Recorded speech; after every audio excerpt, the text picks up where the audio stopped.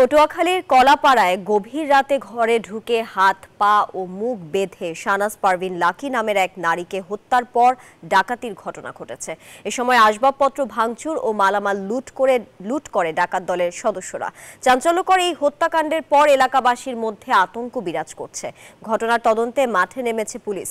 শিকদার জুবায়ের হোসাইনের তথ্য ও চিত্রে ডেস্ক রিপোর্ট।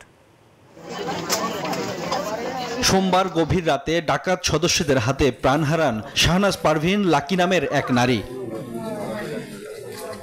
স্থানীয়রা জানায়, সোমবার রাতে নিজ ঘরে একা ঘুমিয়েছিলেন শাহনাজ। মঙ্গলবার সকাল ৮টার দিকে তার দেবর শাহ আলম বাড়ির পেছন দরজা খোলা দেখতে পান।